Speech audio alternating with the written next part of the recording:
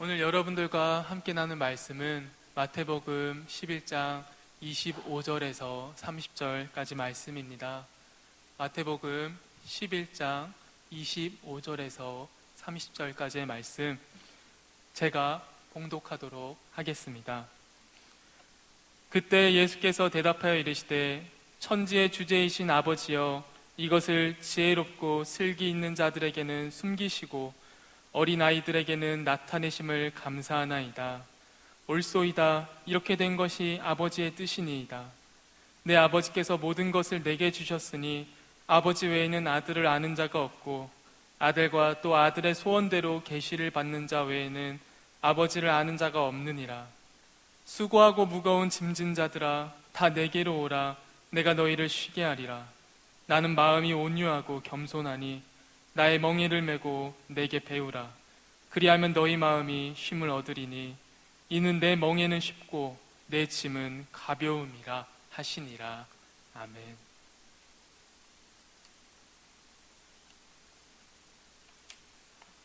오늘 여러분들과 함께 나눌 말씀 제목은 어린아이 같이라는 제목으로 여러분들과 함께 말씀을 나눠보도록 하겠습니다. 자기를 부르는 줄 알고 여러분 어린아이 같다라는 말 들어본 적 있으신가요? 어떤 분들은 이미 청소년 때부터 청년 같다는 말을 들으며 어린아이의 모습을 진작에 잃어버리신 분들도 있을 것입니다. 우리가 청소년 때는 참 어른처럼 보이려고 많이 애썼던 것 같아요. 어른들이 하는 행동들을 많이 쫓아하고 또 술이나 담배를 하면은 마치 굉장히 잘 나가는 것 같아 보였고 모든 학생들이 학교 가야 할 시간에 밖에서 돌아다니면 굉장히 특별한 기분이 들곤 하였습니다. 하지만 요즘 모두가 일하고 있을 때 혼자 나가고 있으면은 우울한 느낌이 들곤 하죠. 청년이 되고 계속해서 나이를 먹어가면서 우리는 더 이상 어른처럼 보이려고 하기보다는 어려 보이고 싶어 하는 것 같습니다. 친구들끼리 이런 자랑을 많이 하는 것 같아요. 편의점에서 물건을 살 때 혹은 미성년자가 출입이 안 되는 장소에 들어갔을 때 민증 검사를 하게 되면은 자랑을 하게 되는 것 같아요. 야, 오늘 민증 검사했어 나.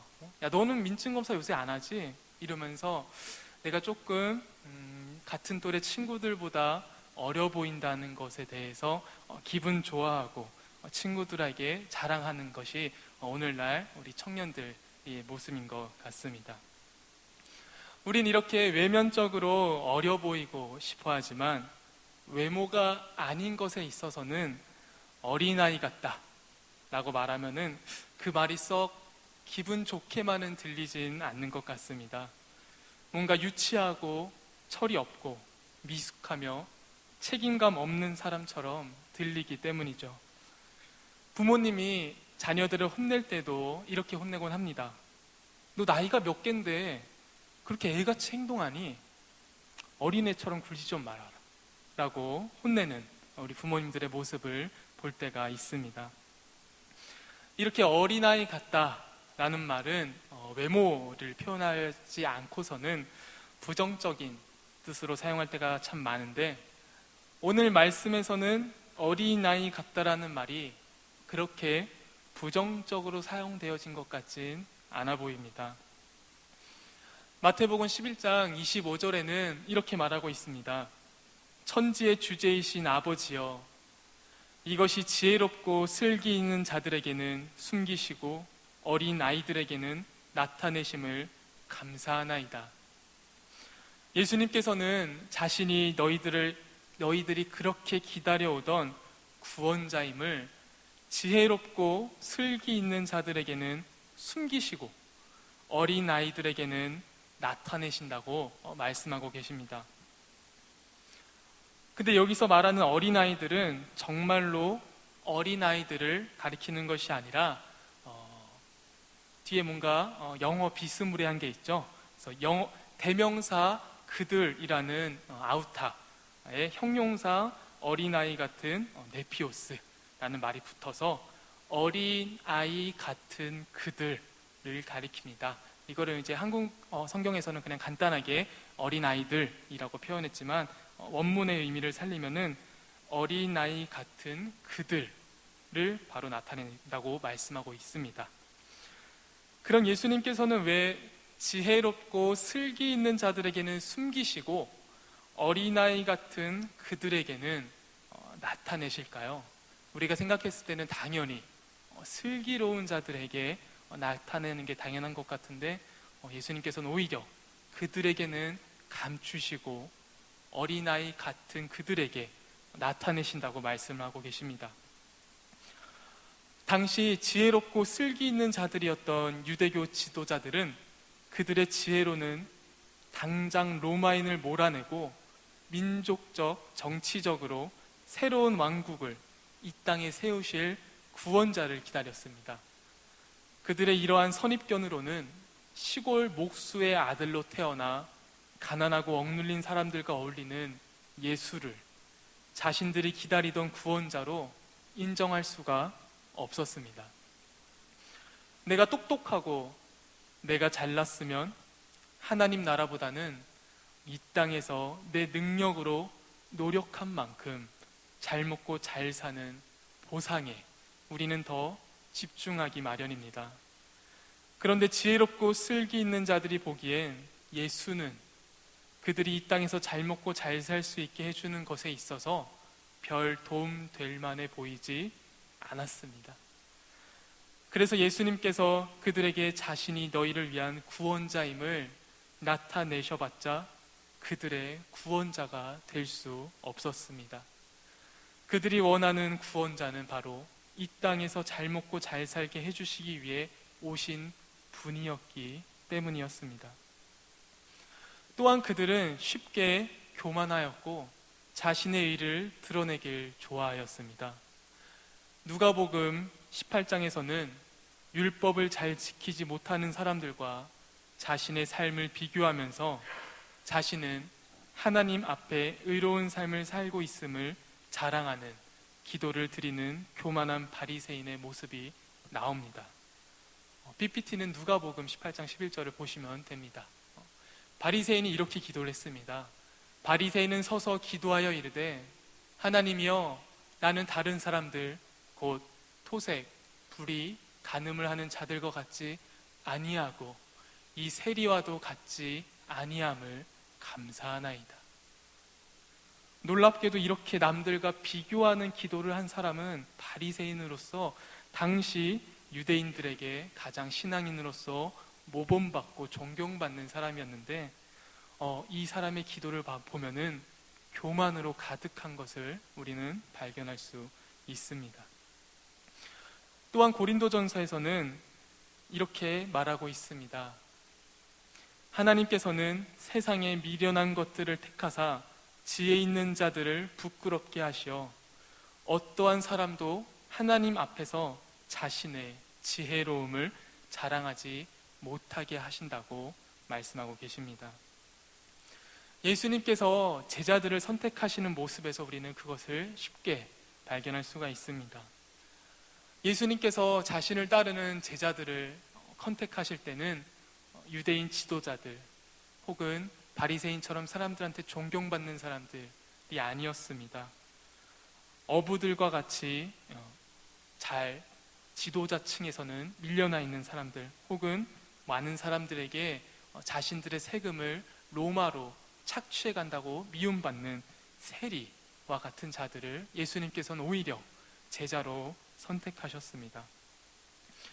또한 유대인의 잃어버린 양에게 제자들을 보낼 때도 예수를 전하는 작은 자를 대접하는 사람은 상을 잃지 않을 거라 말씀하셨습니다. 또한 천국에서 누가 큰지 싸우는 제자들에게는 어린아이들과 같이 되지 아니하면 천국에 들어가지 못한다고 말씀하시는 모습에서 우리는 세상에 미련한 것들을 택하사 지혜 있는 자들을 부끄럽게 하시어 하나님 앞에서 자신의 지혜로움을 자랑하지 못하게 하시려는 예수님의 의도를 엿볼 수가 있습니다. 그럼 예수님께서 말씀하시는 그 어린아이 같은 사람들은 어떤 사람들일까요? 마태복음에서는 자기를 낮추는 사람이라고 말하고, 고린도전서에서는 지혜 있는 자들과 반대 성향인 미련한 것들이라고 말합니다. 여러분은 지혜로운 자가 되고 싶은가요? 아니면은 어린아이 같은 사람이 되고 싶은가요? 지혜로운 자도 구원자를 못 알아보고 교만하다는 점에서 좋아 보이진 않지만, 그렇다고 어린아이 같은 사람도 매력적으로 보이진 않습니다. 그래서 우리는 대부분 지혜롭고 슬기로운 자가 되길 원합니다. 아무리 성경에서 지혜롭고 슬기로운 자들은 교만할 수 있고 예수님의 구원에서 배제될 수 있다는 말을 수없이 하지만, 우리는 어린아이 같은 사람들이 매력적으로 보이지 않기 때문에 여전히 지혜롭고 슬기로운 자가 되길 원합니다. 그래서 우리가 지혜롭고 슬기로운 자가 되기 위해서 우리는 어떤 노력들을 하고 있나요? 특별히 이제 막 20살이 된 친구들은 수능에서 높은 점수를 받기 위해 청소년 시절의 대부분을 학교와 학원에서 보냅니다. 또 대학생이 되어서도 취업 준비를 위해 또 학점 관리와 영어 점수 그리고 여러 자격증들을 따기 위해서 또다시 학교와 학원에서 대부분의 시간을 보내게 됩니다. 우린 그렇게 지혜롭고 슬기로운 자가 되기 위해서 청소년 시절부터 청년에 이르기까지 정말 열심히 사는 것 같습니다. 근데 우리가 살고 있는 세상을 보면은 열심히 사는 것들로만은 되지 않는 것을 우리가 쉽게 발견하곤 합니다. 앞에 표를 보시면은 OECD 국가 중에서 대학 진학률을 나타내고 있습니다. 우리나라 대학 진학률이 원래는 더 높았었습니다. 5년 전까지만 해도 75%를 넘었었어요. 75%를 육박하는 대학 진학률을 보였는데 2016년이 되어서야 조금 떨어져서 68%로 떨어졌는데, 그럼에도 불구하고 OECD 국가 중에서 우리나라가 대학 진학률이 가장 높습니다. 이 표만 보면은 좋아 보여요, 우리나라가. 왜냐하면 다른 선진 국가에 비해서 대학을 많이 보내잖아요. 더 높은 교육을 받는 거잖아요. 그래서 이 지표 하나만 봤을 때는 굉장히 우리나라가 훌륭해 보입니다. 하지만 대학 나오신 여러분들, 어떻게 우리나라가 그 대학 진학률만큼 자랑스럽고 훌륭하게 느껴지시나요? 대한민국 청년의 70%가 대학을 가는데 아쉽게도 대학 졸업장이 필요한 직장은 40%가 안 된다고 합니다. 우리나라 사회 구조상 아무리 공부를 열심히 하고 아무리 열심히 살아도 대학을 간 청년의 절반은 대학 졸업장이 필요한 직업을 가질 수가 없어요. 왜냐하면 직업에 자리가 없거든요. 여러분들이 아무리 열심히 노력해도 대학 간 사람들의 절반은 대학 졸업장이 필요 없는 직장을 갖게 될 것입니다. 왜냐하면 자리가 없기 때문에. 그 자리를 갖고 계신 분들이 다 은퇴를 하셔야 그 자리가 나기 때문에, 지금 사회 구조상 우리가 대학을 이렇게 68%나 가는 것은 사실 너무나도 잘못되어 있습니다. 왜냐하면 대학을 간 절반은 내가 대학을 가기 위해서 쏟아부은 교육비와 대학 등록금과 대학에서 사용한 돈, 자취비, 여러 가지 것들을 회수할 가능성이 많이 없기 때문이죠.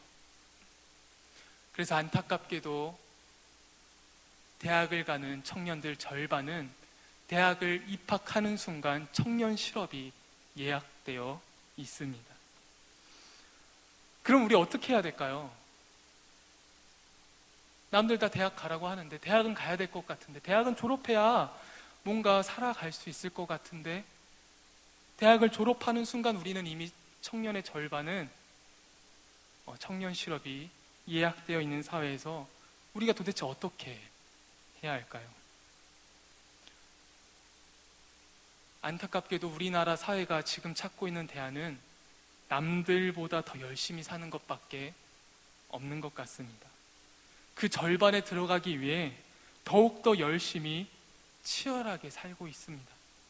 더 좋은 대학, 더 좋은 학점, 더 좋은 졸업장을 따기 위해서 편입학원에는 수많은 청년들이 넘쳐나고 있고, 더 높은 영어 점수와 더 유창한 회화 실력을 얻기 위해서 영어 학원은 성황리에 운영이 되고 있습니다. 또 더 다양한 봉사활동과 더 다양한 인턴 경험을 쌓아야 되기 때문에 더 많은 청년들이 더 힘든 곳에서 착취를 당하고 있습니다.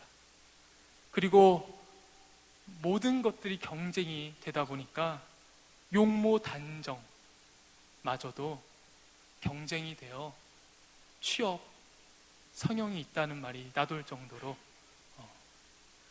남들보다 더 열심히, 남들보다 더 잘나게, 남들보다 더 빨리 그 50% 안에 들기 위해서 우리는 너무나도 열심히 힘들게 살아가고 있는 것 같습니다.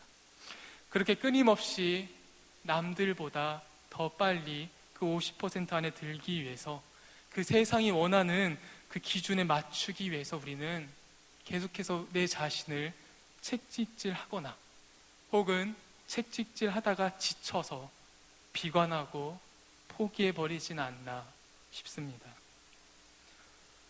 마태복음 11장 28절은 그런 자들에게 이렇게 말씀하고 계십니다. 수고하고 무거운 짐진 자들아, 다 내게로 오라. 내가 너희를 쉬게 하리라. 당시 이스라엘 사람들은 율법을 지키는 것을 매우 소중히 여겼습니다.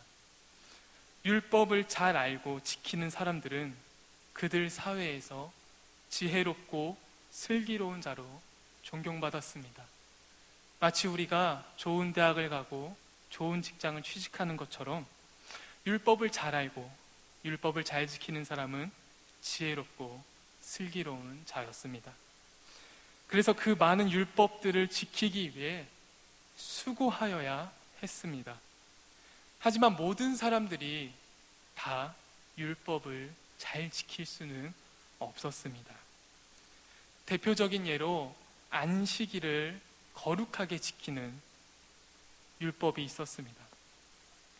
안식일은 그들이 따로 하루를 떼어서 그날은 온전히 하나님께만 집중하겠다고 하면서 다른 일들을 하지 않았어요. 경제적인 활동이나 집안일에서도 무언가 전구를 갈아야 된다든지 이런 일조차도 하면 안 되었습니다. 그렇게 안식일을 온전히 지킬 수 있는 사람이 얼마나 됐겠어요? 하루 벌어 하루 먹고 사는 사람들이 많았는데 그 하루를 일을 안 하기 위해서 그들이 감수해야 될 것들은 너무나도 컸었던 거죠. 그래서 안식일을 거룩하게 지킬 수 있었던 유대인들은 부유한 유대인들이 많았습니다. 왜냐면 나는 하루쯤 일 안 해도 됐었거든요. 나는 하루쯤 일 안 해도 누군가 나를 대신해서 일을 해줄 사람이 있었거든요. 그래서 내가 안식일을 거룩하게 지키면서 남들은 거룩하게 지키지 못하게 하면서 그들은 나는 잘 지키고 너는 잘 지키지 못하고 비교하곤 하였습니다. 이렇게 율법은 때론 지키고 싶어도 지키지 못하는 누군가에게는 삶의 무거운 짐이 되었고, 누군가에게는 다른 사람보다 잘 지킬 수 있다는 자랑거리가 되었습니다. 마치 소가 주인의 밭을 갈기 위해 주인 대신 멍에를 목에 걸고 쟁기를 걸어 밭을 갈듯이 이스라엘 사람들은 율법이란 무거운 멍에를 메고 누군가들을 위해 대신 밭을 매는 멍에를 지는 삶을 살아야 했습니다. 저기 보시면 이제 큰 타원형이라고 할까요? 그 두 개는 소가 머리를 넣어서 그 다음에 이제 올려서 소의 머리를 고정하는 부분이고, 가운데 동그라미 부분은 줄 같은 걸 연결해서 쟁기를 연결해 소가 앞으로 그 쟁기를 단 상태에 끌고 가면은 밭이 갈아지는 그 도구가 바로 이 멍에인데요. 예수님께서는 마치 그 율법을 지키는 이스라엘 사람들이 소처럼 주인을 대신해서 밭에서 일을 하게 되는 멍에 도구와 같다고 말을 하였습니다.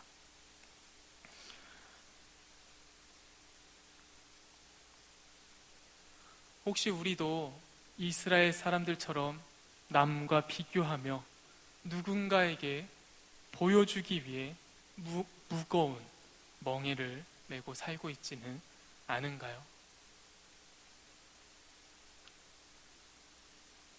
마태복음 11장 29절에서는 예수님께서는 무거운 율법의 멍에를 지고 있는 이스라엘 사람들에게 이렇게 말씀하셨습니다. 교만한 자들의 멍에인 율법을 내려놓고 겸손하고 온유한 나의 멍에를 메고 내게 배우라. 그리하면 너희 마음이 쉼을 얻으리니. 여러분들은 삶을 살아가면서 어떤 멍에를 지고 계신가요? 누군가에게는 계속해서 대학 입학, 또 누군가에게는 대학 졸업장이, 또 누군가에게는 취직이, 또 누군가에게는 결혼이, 또 누군가에게는 가정을 꾸려서 남들 보란 듯이 버젓한 가정을 꾸리는 것이 때론 너무 소중한 가치임에도 불구하고 그것이 남들과 비교하여서 내가 행복하지 않게 되었을 때 그것이 우리에게는 마치 멍해로 다가오고 있진 않은가 싶습니다. 그 멍해는 때론 우리를 옥죄고 소처럼 일만 하게 하는 것 같아요. 분명히 이것이 나를 살게 하고 이것이 나를 행복하게 할 것 같은데 그것을 쫓아가다가 마치 소처럼 멍에에 매여 누군가에게 도움만 주고 있는 소 같은 일을 하고 있지 않은가 돌아보게 됩니다. 때론 예수님의 말씀대로 사는 것이 우리가 멍에를 지는 삶보다 더 손해를 보는 것 같아 보입니다. 흔히 말씀이 하는 말은 대부분 이렇죠. 먼저 희생해라. 이웃뿐만이 아니라 원수도 사랑해라. 가진 것 많으면은 가지지 못한 자에게 나눠줘라 하고 세상이 말하는 기준들과 많이 역행하는 것들이 많이 있습니다. 하지만 오히려 그것이 마음의 쉼을 얻을 수 있다고 오늘 말씀은 말하고 있습니다. 마태복음 11장 30절은 이렇게 말합니다. 이는 내 멍에는 쉽고 내 짐은 가벼움이라 말씀하시기 때문이죠. 우리가 세상에서 져야 될 멍에는 나 혼자 짊어져야 하고 남보다 더 많이 더 열심히 져라고 말하고 있습니다. 왜냐면은 우리나라 사회는 대부분이 대학을 가라고 말하고 있고, 하지만 그 대학을 가는 대부분의 사람들, 특별히 그 절반의 사람들은 대학을 졸업해도 대학 졸업장이 필요한 직업을 가질 수 없는 사회 구조이기 때문에 그 절반 안에 들기 위해서 우리는 굉장히 열심히 살고 있습니다. 남들보다 더 열심히. 왜냐면 내가 남들보다 열심히 안 살았을 땐 누군가에게 그 50%의 자리를 내어주고 나는 그 50% 안에 들지 못하게 될 경우 내가 졸업한 그 대학교 졸업장이 의미가 없어질 수가 있기 때문이죠. 그래서 세상의 멍에는 혼자 지게 됩니다. 혼자 내가 더 많이 남들보다 빠르게 더 성공해야 되기 때문이죠.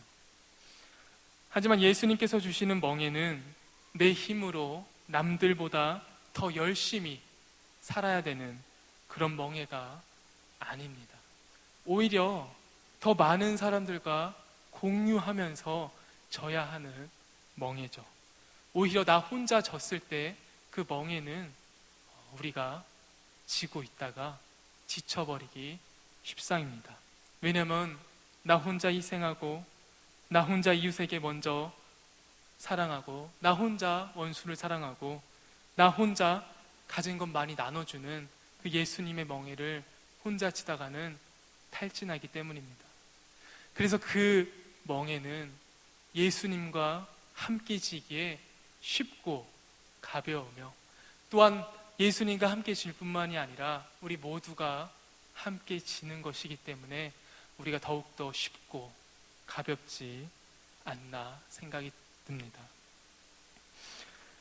하지만 말이 쉽지, 아무리 예수님과 함께 진다고 해도 세상 기준과 역행하는 멍에를 맬 수 있는 용기는 아무나 가지기 힘든 것 같습니다.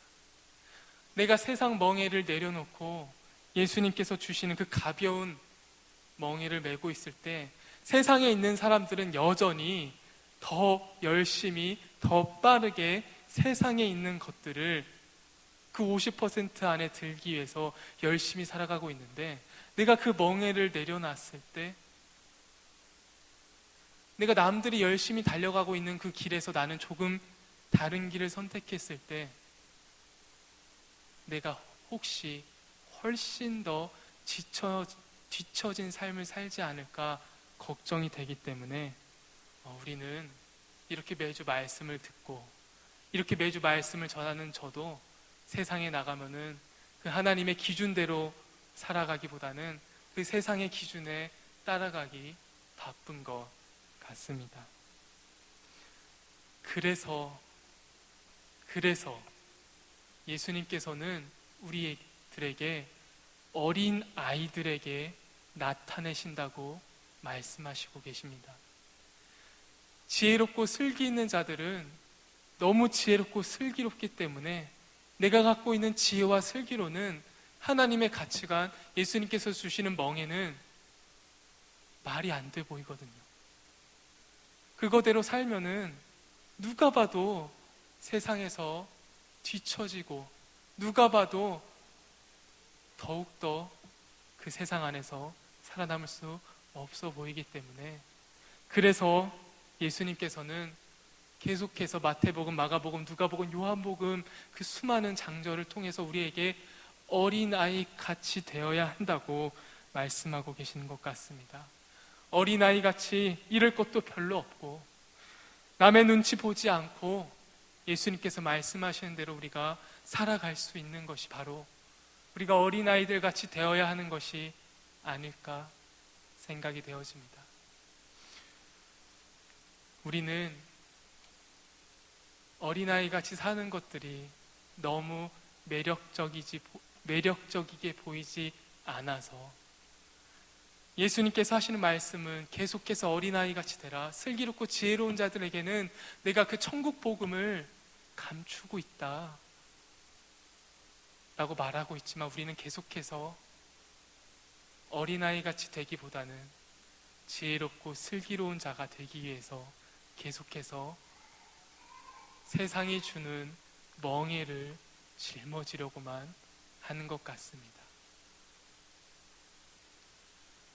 우리가 말씀을 읽고 말씀을 듣고 그 말씀을 행할 때만큼 오늘 말씀처럼 우리가 때론 바보 같아 보이고 때론 미련해 보이고 또는 세상에서 나 혼자 뒤처져 보이고 때론 세상에서 나 혼자 바보 같다는 소리를 들을지라도 어린아이처럼 남들 눈치 안 보고 그 말씀대로 살아야 되지 않을까.